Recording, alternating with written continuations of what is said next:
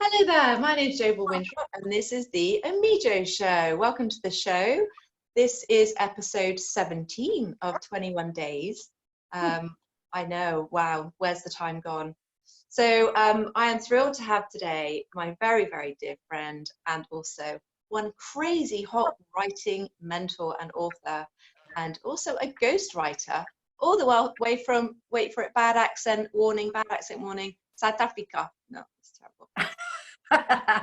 Hey Joe. Hi everybody. Big hug down the phone. Big hug down the phone. Oh, how are you doing? You're in total lockdown, aren't you? And meltdown. No. We're having meltdown lockdown over here. Yeah, just hello everybody, and I hope you're all well and safe and snug as bugs in rugs at home. This isn't an easy time for any of us. But no, I was telling Joe the other day, here in South Africa, they've gone one step further than they have for you guys in the UK, because we're not even allowed out to exercise, and nor are the dogs. So all the dogs are going absolutely stark raving bonkers. And even worse, there's an alcohol ban. So people are getting very scratchy and ratty, but they're losing weight and their livers are thanking them. So hopefully, you know, silver linings, all that. Yeah. So it's okay, Joe. It's you find ways, you find ways of entertaining yourself. And of course, I'm a writer, so I've usually got my head in the clouds anyway. So yeah, I'm all right. Well, that's what I'm trying to take a leaf out of your book then, because I'm trying to do more writing and put my head in the clouds too. And actually, I'm loving it. I'm writing every single morning for 3 hours, non-stop. I'm loving it. Well done. Yeah. Well, thanks to you, I've got all these little skills now in my head, little toolkit of skills to use. Good. So, yeah. But you're very, very busy. You've just launched your website, haven't you? Yes, I'm actually just about to launch it. It's just about to go live. I'm busy putting some things in the shop section at the moment. So this isn't my personal website. This isn't the joannacollie.co.uk website. This is what I call the AMP website, or the Authorship Mentor Program. And that's the business that I run. I'm a ghostwriter, and I mentor other authors, business authors and private authors, in how to write their book and get them to write it within 6 months too. Wow, that's brilliant. So this is what you did with me then, really? That's what I started doing, yes. And then I had to leave you halfway through to come over to Cape Town. So we'll have to finish that off at some point. But yes, that was that's part of the course. Yeah. So it's really all about getting somebody, because a lot of business authors have got ideas for business books, and in fact have tried sort of starting to write them on a couple of occasions, but they've ended up in the drawer, or they just haven't even got started because of lack of time or lack of skills. And sometimes people have the time and they write it anyway, even though they still have a lack of skills. So we've got it's like a three-pronged attack here. First of all, is to rid the business world of half-baked books. Books have to be written properly. If they're going to be published, they have to be written properly, because it's your brand you're damaging otherwise. For those people who don't have time, I either show them how to work it into a routine that they can actually manage, sort of work out how fast they write, how fast the ideas come to them, and figure out a way of actually working it into the schedule during their week so that they can crack on with it and get it done over the 6 months. And otherwise, I ghostwrite it for them. Sometimes it works out that they'll get halfway through and say, Joe, actually, you know what? I'm just not going to get it finished on my own. Please, can you take it from here? In which case I do that. Yeah.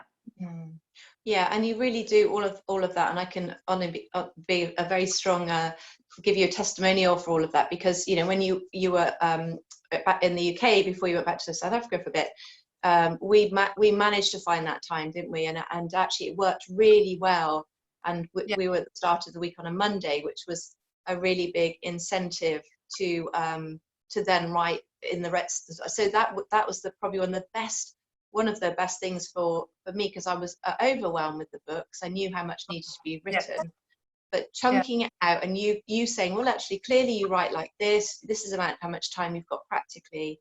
That was so helpful, and that's really helped me use that skill set for kind of other writing now.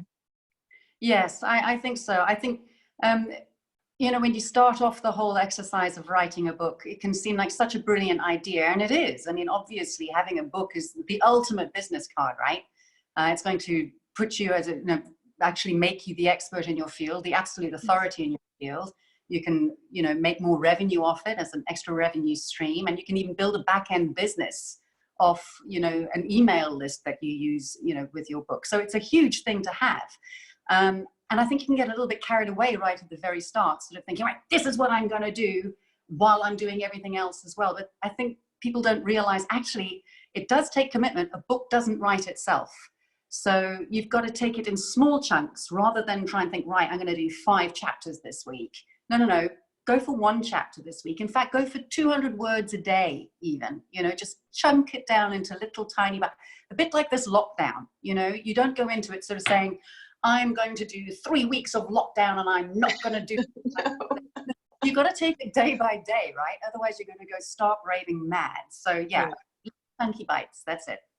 Yeah, yeah, no, definitely. And I think you said something earlier that I parked actually, but so I do have a few books on my shelf at home that are books written by people that I've met along the way, and I must admit that they are the kind of books that have just been written and not written as well as they could have been, which is the saddest thing, because you know what is in them is gold, but when they're not written well, you don't. It's like chewing toffee. It's like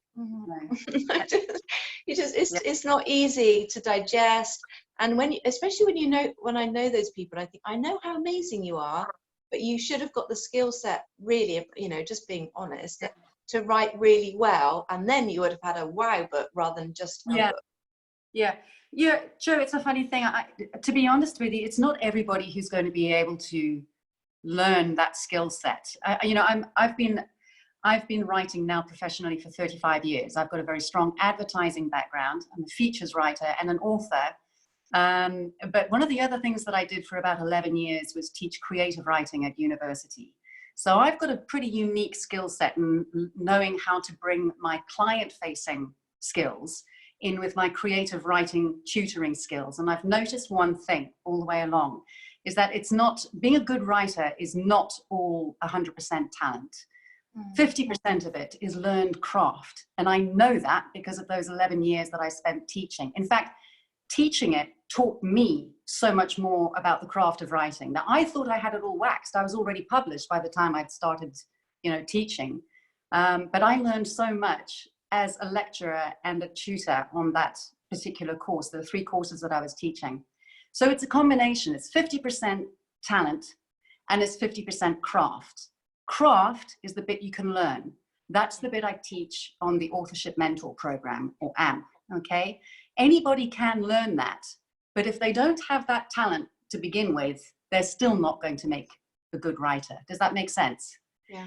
There are a lot of people out there, though, especially business authors, entrepreneurs, or authorpreneurs, as we like to call ourselves. I've seen authorpreneurs out there who do have the talent, but they've never learned the skills. In fact, a lot of them, you know, some of those books that you were talking about that are on your shelves, which is, it's a little bit tricky trying to tell people, like your friends, for example, who've already published, self-published, that actually their book doesn't sound like them. It's not very authentic, and there are grammar mistakes everywhere.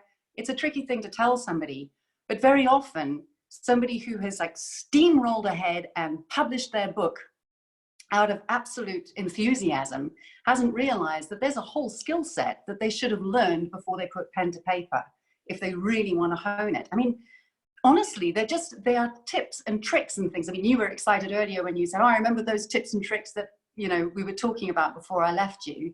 Once you know them, it's easy to apply from then on, isn't it? It really Otherwise, is. sort of sucking it out of your thumb and just sort of hoping that people are going to like what you've written. You don't have the assurance of knowing that was a good bit of writing. And that's what makes the difference. It gives you the confidence, I think.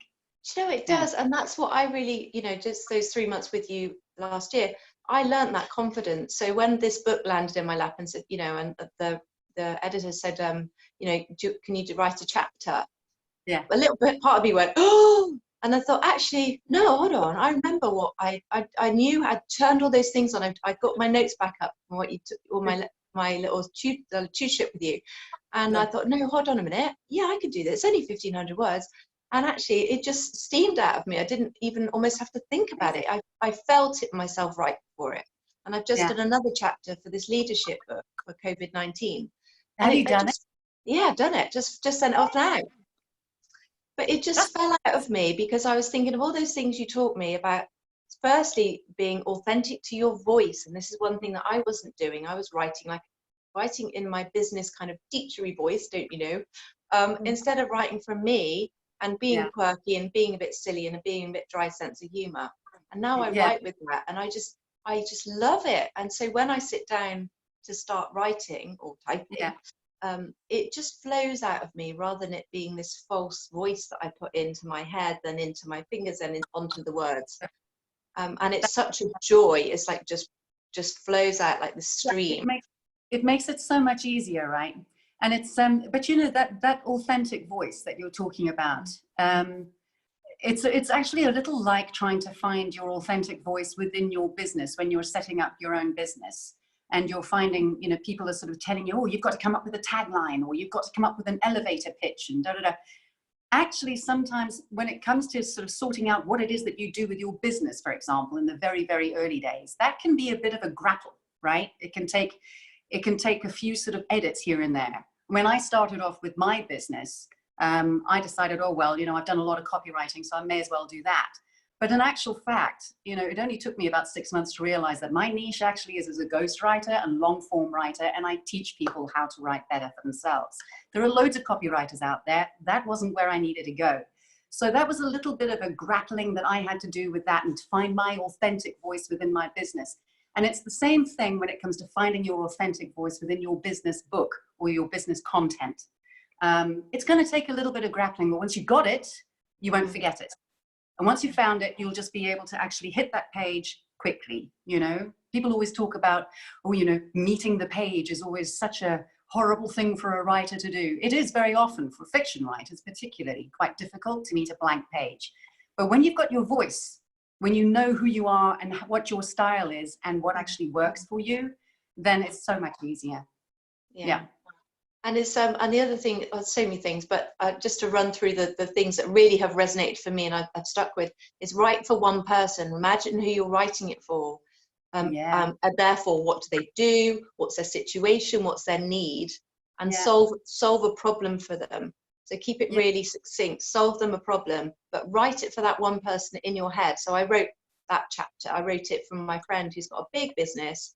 He's you know, doing phenomenally well. He's suddenly now at home. He's got the family around, and you know, still very passionate about it. He loves his business, loves his job.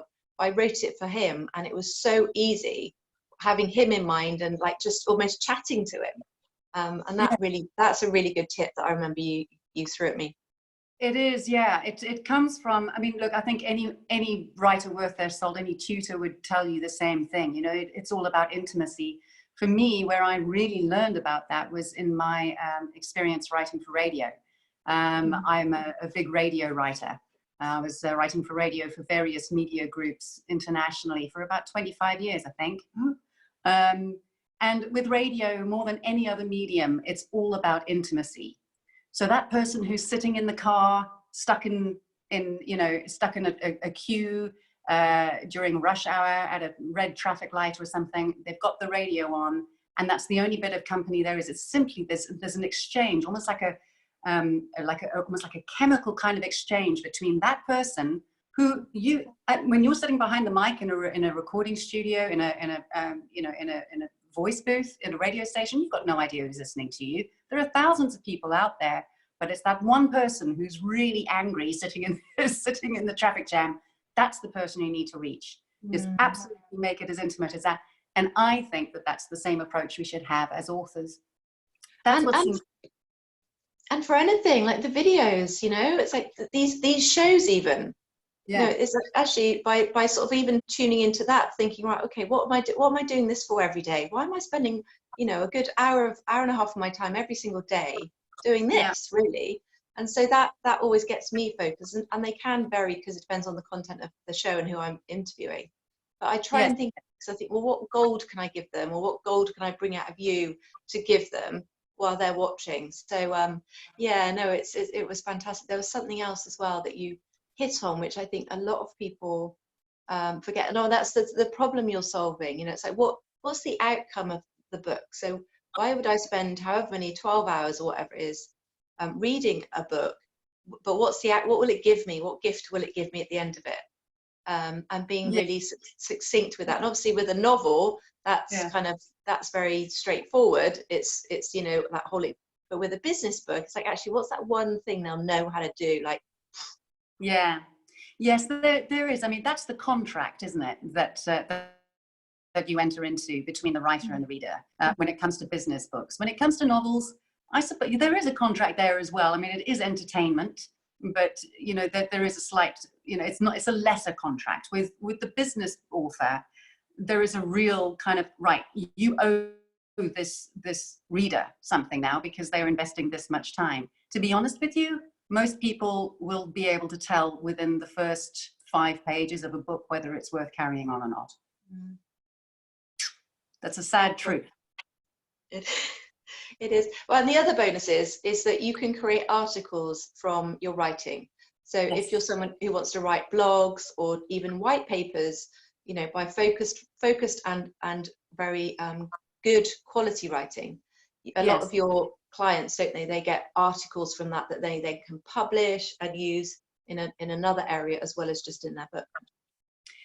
Yes, it kind of works both ways. What I'm trying to say, there's a client of mine that I'm working with at the moment. I ghost wrote his book for him, and now I write his articles for him. And what he has said to me, probably must be about 4 or 5 months ago now, so I need to follow it up, is that one of these days he wants to bring out book number 2. So I have structured the articles, or the content plan for the articles over the next 12 months, so that when I actually get them all together at the end of that 12 months, they will form probably about half to 2/3 of the book's material. Does that make sense? Yeah. So you're not wasting time after that coming up with a complete new thing, you know, because it takes time. So, I mean, obviously, when it comes to structuring the book from those articles, etc., that's a whole different sort of kettle of fish. But at least the material is basically there in now first draft or second draft form. Now it needs to be compiled, organized around a theme, and structured completely to satisfy a book. But it really does help. And you can work it the other way around as well. So if you've got a book, then you can actually break it down and sort of figure, okay, right, so who am I talking to in the online kind of arena? Who do I want my articles to reach? Because obviously online marketing and putting articles out there it's just hugely important for anybody in business on their own now. So you can actually, if you do have a book there, you can actually take what you've written. It's not a good idea to you know, put excerpts themselves of the book out there, because of course, you know, if your book is online and selling, then it's going to look like you've, you know, ripped off your own copyright kind of thing. And of course, people are quite capable of going and buying the book anyway, so you don't want to sort of rip off your readers sort of thing.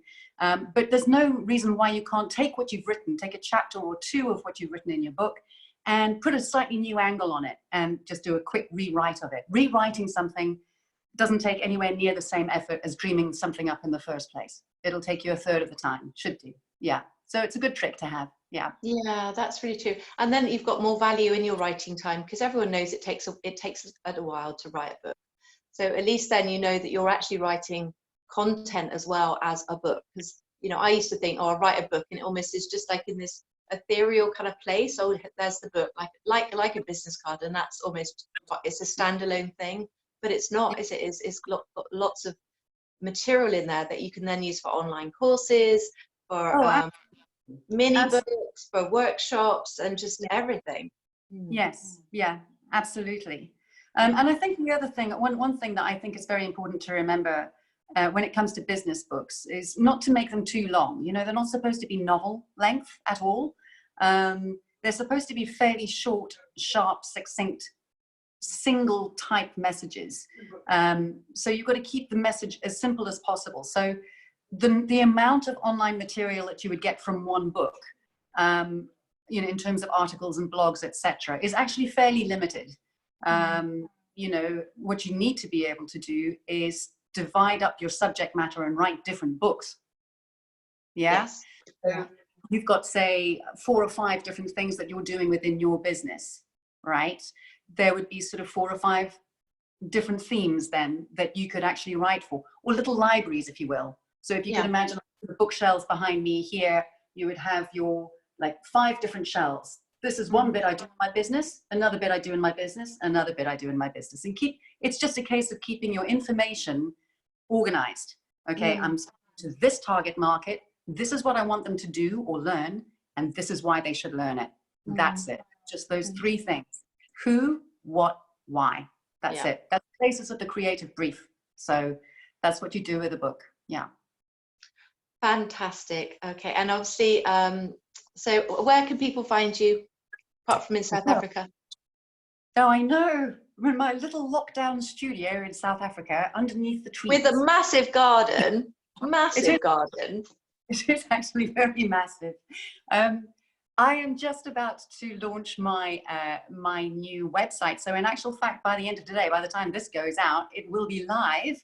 The shop is obviously being populated as we speak. So everybody have patience with me, please. It's getting there. It'll be all sorted out hopefully within the next 24 hours. But the website itself, and obviously the contact, that is all going to be up and running pretty much as this goes out. Yeah.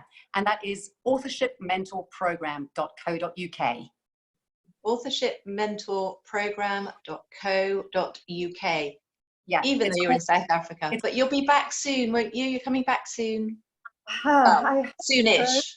I hope so. As soon as they allow some planes to leave and arrive in Cape Town International Airport, then yes, I shall be back on a plane and coming home. I am missing you. We're heading into winter over here, and you guys are heading into summer. So there you go. Oh, I can brag about our sunny weather then. That'd be quite nice. Makes a change. It'll be you bragging. I was going to say, somebody told me off the other day, said that serves you right for trying to do the swallow lifestyle. Yeah, I did the swallow lifestyle thinking I was going to dodge another winter, but I'm not going to get that lucky. I didn't count on lockdown. You did a swallow dive, lovely. Did a swallow dive, more of a belly flop, a collie flop. A collie flop. Oh, brilliant. Well, listen, lovely talking to you as always. And we will no doubt have a glass of wine one night. Oh, sorry, have you got any wine left? No, have you run out? I'm teetotal now. Well, I'll sit there with a cup, a china cup with my wine in it, so you can't see. Yeah. Cheers. I appreciate that. Thanks, pal. That's really unhelpful, isn't it? I'm sorry. I'll let you. So thank you so much. It's been really great having a chat. I could talk about this kind of stuff forever, though. So if anybody's got any questions, please just do fire away and get hold of me on the website. Drop Jo a line. So if you've got a book already, but you know you're not happy with it, if you've got a book in your head, or if you've got some content, or you just it's just an idea. And Jo's got amazing different programs, different levels. She is super duper awesome. She's incredibly witty. I love working with Jo. We always have such a laugh, don't we? I mean, it's it's such a joy working with you as well as being a friend of yours. You're ace. Okay, enough of that fan club stuff. Thanks for tuning in. This was the Amijo Show, and I'm Jo Baldwin-Trott, and have a good day, whatever you're doing. Take care. Thank you.